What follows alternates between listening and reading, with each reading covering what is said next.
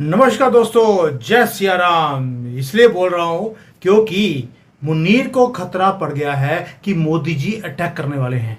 अब ये मुनीर को आईएसआई से नहीं पता लगा, किसी और सोर्सेज से पता लगा है।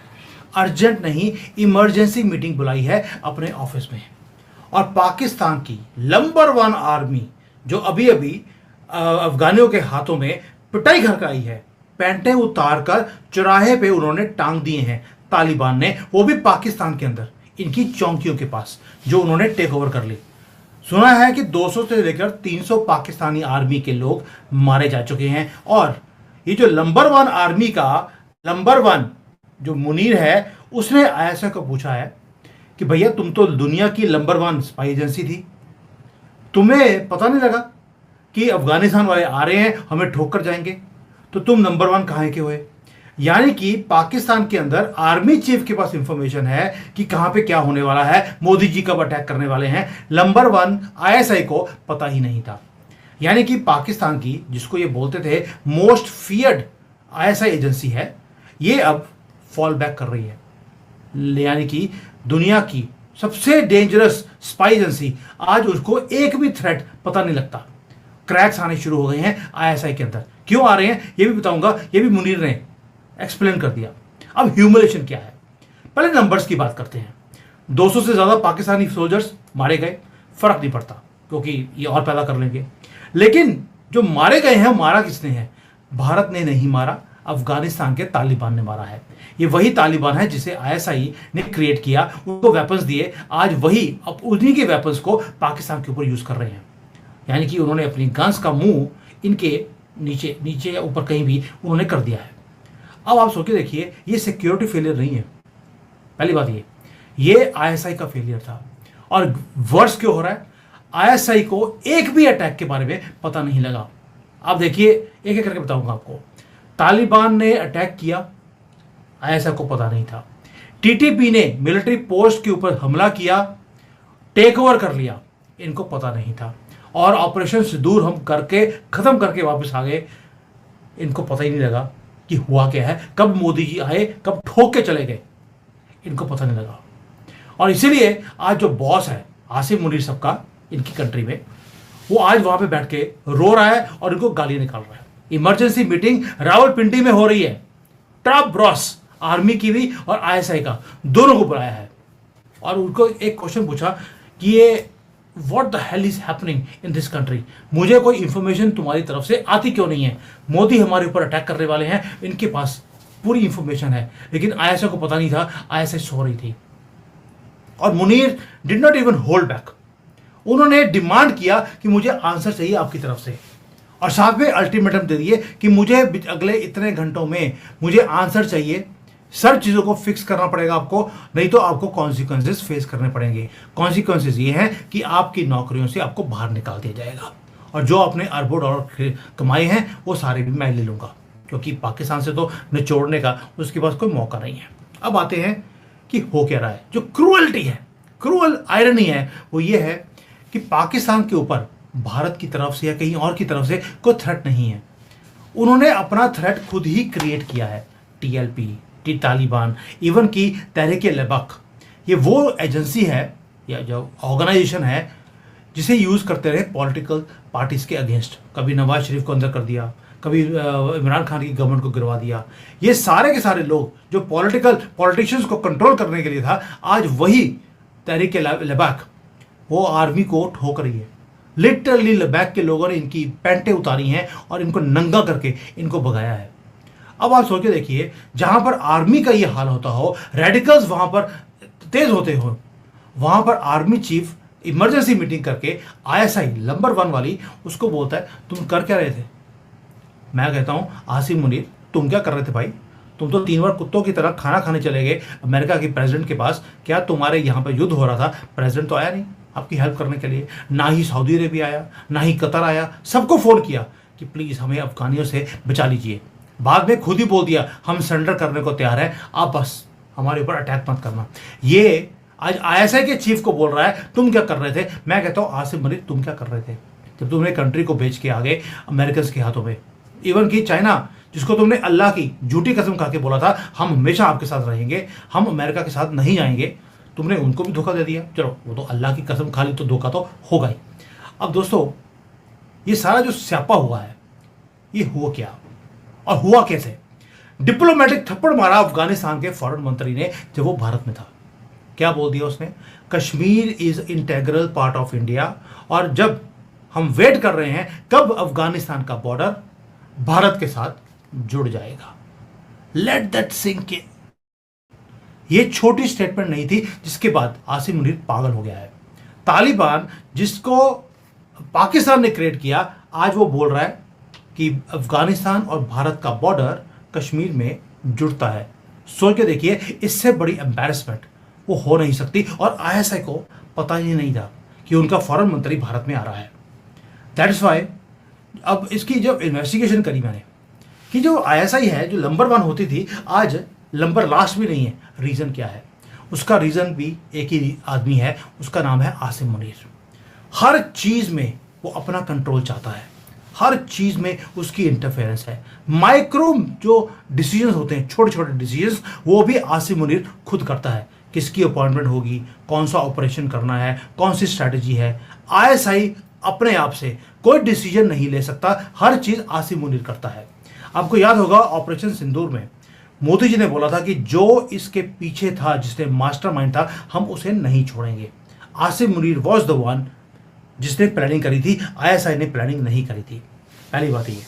दूसरा एक रीजन और भी था कि जो इस पूरा सिस्टम है इनका, वो खोखला हो चुका है, गल गया है। ऑफिसर्स हैं, पहली बात यह है कि इनकी यहाँ पे ट्रांसफर्स होती हैं, जो इंटेलिजेंस के लोग होते हैं। वैसे तो इस कॉम के पास तो इंटेलिजेंस होती नहीं है, लेकिन फिर भी हम मान लेते हैं कि इनके पास एक इंटेलिजेंस की एजेंसी है। वहाँ पे जो ऑफिसर्स होते हैं, उसको कभी किसी कंट्री में, कभी कहीं, उसको ट्रांसफ़र करते रहते हैं। अब सुना यह है कि पिछले 3 सालों से इन बंदों की ट्रांसफ़र ही नहीं हुई। ये वहाँ बैठे, जहाँ बैठे हैं वहीं पे बैठे हैं। अब वो लेज़ी हो गए हैं एंड दे फील यार कंफर्टेबल है, शिफ्ट करने की ज़रूरत क्या है। और तीसरा मेजर रीज़न है क्योंकि हर सारा कंट्रोल मुनीर के पास है, अब कोऑर्डिनेशन ही नहीं हो रहा। जो टॉप ब्रास है आईएसआई की, आर्मी की, वो आपस में ही लड़ते रहते हैं अपनी हायर पोजीशंस लेने के लिए। सबकी वेट है कि आसिम मुनीर कब जाएगा और कब हम इसकी पोजीशन को लेकर पैसे कमाएंगे। अब जो भारत के ऑफिशियल्स हैं, उन्होंने बोल दिया, अभी अभी मुझे न्यूज़ मिली है कि पाकिस्तान आर्मी एंड आईएसआई दोनों के अंदर आसिम मुनीर ने बोल दिया कि शिफ्ट करो सबको, इनको काम पे लगाओ। ये बैठे बैठे 2 दिन की लंबी होती आ रही है, लंबी नहीं, बड़ी होती आ रही है। यानी कि अब वहाँ पे शफलिंग शुरू होगी। जब सिस्टम गला हो, उसके अंदर शफलिंग करने से होगा क्या? जो तुम्हारी शिप है वो तो सिंक कर रही है, तुम्हें होल्स को प्लग करना है, ना कि होल्स को लेफ्ट से निकालकर राइट में डालना है। लेकिन मैं पहले बोला है कि इंटेलिजेंस होती तो यूज़ करते। अब मुनीर की प्रॉब्लम क्या है? पहली बात यह है कि वो कहता है कि भाई हमारे जो रिलेशनशिप्स हैं अमेरिका के साथ बहुत ज़बरदस्त है। दूसरी तरफ अपने घर में आग लगी है, आईएसआई फेल हो रही है, आर्मी भाग रही है, एम्बैरेसमेंट पे एम्बैरेसमेंट है। हर रोज़ 10-15 तो इनके आर्मी के लोग हर रोज़ मरते हैं। मैं अफगानिस्तान की बात नहीं कर रहा, रूटीन में मरते हैं, रूटीन में। तो इसलिए पाकिस्तान की जो एनिमीज़ हैं वो बाहर से नहीं, अंदर ही बैठे हैं, और वही इनकी हालत भी खराब कर रहे हैं। अब न्यू दिल्ली क्या कर रहा है? रामचंद्र बनकर हम देख रहे हैं, हम देख रहे हैं पाकिस्तान कैसे टूट रहा है। हम देख रहे हैं फैसिनेटिंग मूवी वहाँ चल रही है, कोक हमारे सामने है, हमने पॉपकॉर्न रखे हैं, हम खा रहे हैं। हम देख रहे हैं कि पाकिस्तान टूट जाएगा और खुद अपने आप पीओके हमारे पास आ जाएगा, हमें कुछ नहीं करना।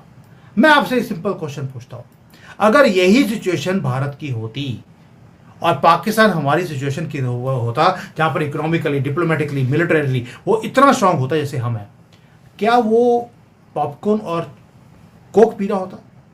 वेरी सिंपल क्वेश्चन है। मैं ये नहीं कह रहा हूँ कि गवर्नमेंट कुछ गलत कर रही है, सिर्फ एक व्यू पॉइंट ले रहा हूँ आपका कि क्या पाकिस्तान यही कुछ करता जो हम कर रहे हैं।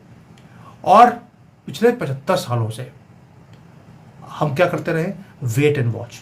नहीं, पाकिस्तान को कुछ नहीं करना, इनके पास न्यूक्लियर बॉम्ब है, और हम वेट करते रहे, वॉच करते रहे कि अंदर से ये फूटेंगे, इनके टुकड़े हो जाएंगे।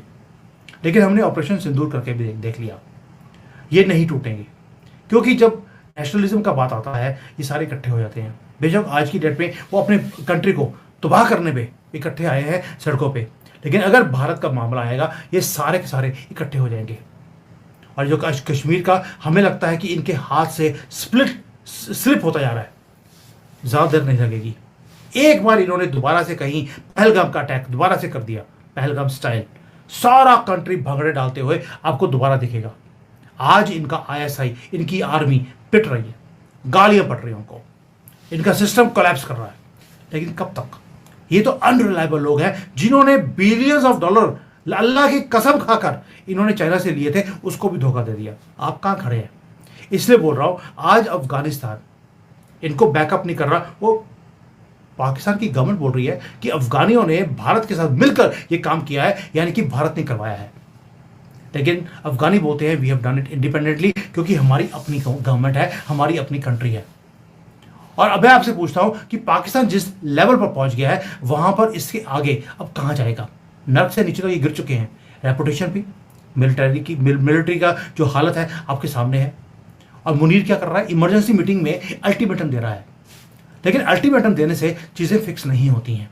पाकिस्तान वही करेगा जिससे पूरी कंट्री इकट्ठी हो जाए, एक और अटैक भारत के ऊपर। और मैं आपको गारंटी देता हूं कि पाकिस्तान हमारे ऊपर एक और अटैक करेगा ही करेगा। क्यों? क्योंकि चाइना की हालत खराब है। चाइना इनको यूज करेगा हमारे खिलाफ, खुद नहीं करेगा। खुद बहुत अच्छा बन के बैठा हुआ है कि हम ट्रेड बढ़ा रहे हैं, हम इन्वेस्टमेंट जारी हैं, फ्लाइटें शुरू हो गई। वो खुद नहीं करेगा, लेकिन पाकिस्तान करेगा हमारे खिलाफ, ताकि आईएसआई और आर्मी को दिखाया जाए कितने जबरदस्त हैं। भाई मैं आपसे सिंपल पूछता हूं, इन्होंने हमारे 26 से 27 लोग पहलगाम में धर्म पूछ के मारे, हमने इनके 200 मार दिए। हमें 27 का दुख है, इनको 200 का दुख है? बिल्कुल भी नहीं। वो कहते हैं ये तो अल्लाह के लिए मरने के लिए था, अल्लाह का काम करके मर गए, कोई दिक्कत नहीं है। ये डिफरेंस है उनके अंदर और हमारे अंदर। उनको फर्क नहीं पड़ेगा जब तक कि आप इनके 2-4 टुकड़े नहीं करते। आपके पास कोई और चॉइस नहीं है। ये दोबारा पैदा हो जाएंगे। आपको मालूम है कि उनकी पॉपुलेशन कितनी तेजी से बढ़ रही है। वो जन्म ही लेते हैं भारत को नुकसान करवाने के लिए। इसलिए मैं ये वीडियो बना रहा हूं कि आज हम खुश बड़े होते हैं, पाकिस्तान की आर्मी मार खा रही है, उनकी इंटेलिजेंस एजेंसीज फेल हो रही हैं। कॉन्सिक्वेंसेस क्या हैं? कॉन्सिक्वेंसेस ये हैं कि अब ये अपनी इज्जत को बचाने के लिए आपके साथ युद्ध करेंगे। और आप कह रहे हैं कि युद्ध का टाइम नहीं है। अब मुझे नहीं समझ आता कि इतनी बुरी हालत हो, जहां पर अफगानिस्तान लड़ रहा हो, अंदर से हर एक स्टेट आर्मी के साथ और आईएसआई के साथ लड़ रहा हो, हम बोले ये टाइम युद्ध का नहीं है। पाकिस्तान ने एक लेसन लर्न किया हुआ है कि हमारी गवर्नमेंट, यानी कि भारत की कोई भी गवर्नमेंट हो, कांग्रेस हो, बीजेपी हो, वो पाकिस्तान से पंगा लेना ही नहीं चाहती। ये पाकिस्तान के अंदर बिल्कुल डीपली बैठा है। कई बार यहाँ पे आते हैं कई कॉकरोच पाकिस्तान के, और तुम लोग नहीं लड़ सकते हमारे साथ, वो धमकी देते हैं। मैं ये नहीं कह रहा हूँ कि वो क्यों धमकी दे रहे हैं तो हम जाके लड़ाई कर लें। What I am saying is कि पाकिस्तान हमारी सिचुएशन में होता तो हमें ऐसे खुला नहीं छोड़ता। और ये जो थ्रेट्स हैं ये उनकी तरफ से आती रहेंगी। आज आप बड़े खुश हो रहे होंगे कि पाकिस्तान के अंदर आग लगी है। यस, ये खुशी का टाइम है, पॉपकॉर्न खाने का टाइम भी है, कोक पीने का टाइम भी है। बट साथ में हमें भी कुछ करना पड़ेगा। हम ये सोचें कि आसिम मुनीर की हालत खराब कर देगा अफगानिस्तान, हमारे लिए नहीं होगा। हमें खुद लड़ना ही पड़ेगा अपने कंट्री को बचाने के लिए। क्योंकि जब तक पाकिस्तान के 4 टुकड़े नहीं होते, ये पाकिस्तानियत जो ये जहन में बैठी हुई है इनके, जो भारत में 30 करोड़ इलीगल ये कॉकरोच रहते हैं। इलीगल इसलिए बोलता हूं, मैं बार बार बोल रहा हूं ताकि आपको याद रहे। 47 में इन्होंने बोला था कि हिंदू मुसलमान इकट्ठा नहीं हो सकता, मुसलमान अपना कंट्री ले रहा है, ये हिंदुस्तान है, नाम था हिंदुस्तान। क्या आपको हिंदुस्तान मिला? नहीं। 2020 ये अपनी कंट्री लेने के बाद इलीगली ये भारत में रहे। और आप आज भी बोलते हैं हम पंगा नहीं लेंगे, ना भारत के अंदर पाकिस्तानियों से, ना भारत के बाहर एक्चुअल पाकिस्तान से। और ये जो एंड ऑफ पाकिस्तान है, ये अपने आप नहीं होगा। ये एंड आपको करवाना पड़ेगा, भगवान आकर नहीं करेगा। और टाइम बताएगा कि क्या हमने मिस्ड अपॉर्चुनिटी थी ये। जैसे इंदिरा गंदगी के लिए बोलते हैं कि 1971 में हम बांग्लादेश को अपने कंट्री में मिला सकते थे, हम चिकन नेक को ब्रॉड कर सकते थे, हम लाहौर ले सकते थे, कश्मीर पूरा ले सकते थे। हमने अपॉर्चुनिटी को मिस किया। क्या 25 साल के बाद यही चीज़ जो प्रेजेंट गवर्नमेंट है इसके लिए बोली जाएगी? ये मैं सोचना भी नहीं चाहता इसके बारे में। बट एक थॉट था which I wanted to put it across you. Please put your comments on this. Thank you. Jai Hind. Vande Mataram.